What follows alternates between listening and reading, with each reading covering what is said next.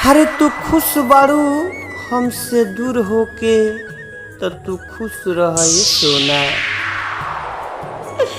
अरे तू खुश बाड़ू हमसे दूर होके, अरे तू खुश रह सोना।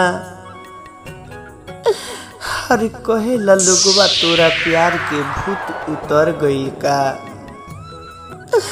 अरे कहेला ए गौवे के लोगवा, अरे तोहर प्यार के भूत उतर गइल का। अरे टोला समाज सभे मारे लतोना।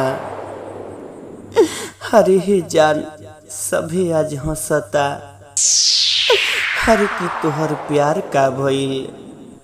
हेलो दोस्तों, आप सभी को मेरे न्यू जख्मी दिल शराबी शायरी में बहुत बहुत स्वागत है। तो चलिए आप सभी को हम समय वेस्ट ना करते हुए लेकर चलते हैं न्यू दर्दनाक शायरी वीडियो में। तो हमारा शायरी अच्छा लगे तो मेरे वीडियो को लाइक और चैनल को सब्सक्राइब। तो चलिए फाइनली हम आप सभी को समय वेस्ट ना करते हुए लेकर चलते हैं न्यू दर्द भरी शायरी वीडियो में।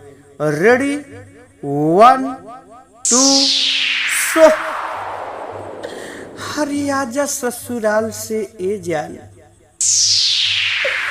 अरे तू आजा ससुराल से ए करेजा, ना तो हो जाई लेट हो।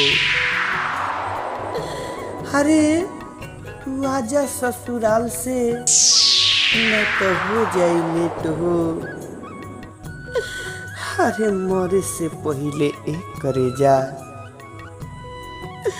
अरे मरे से पहले, अरे हे जान,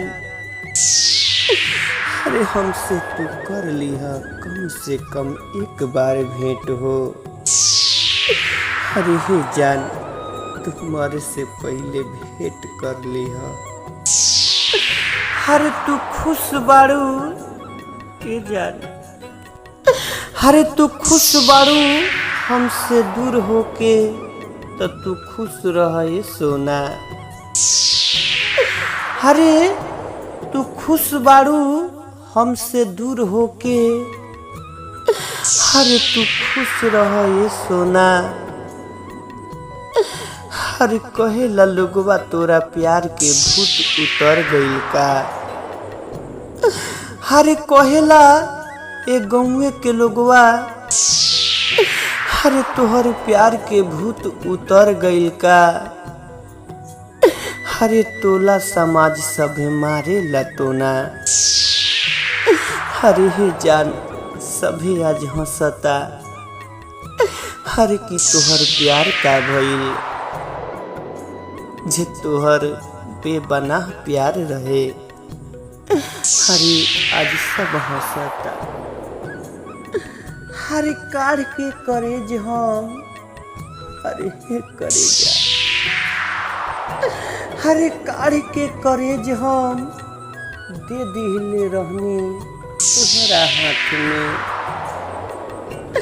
अरे काढ़ के करेज अपन दे दिले रहनी,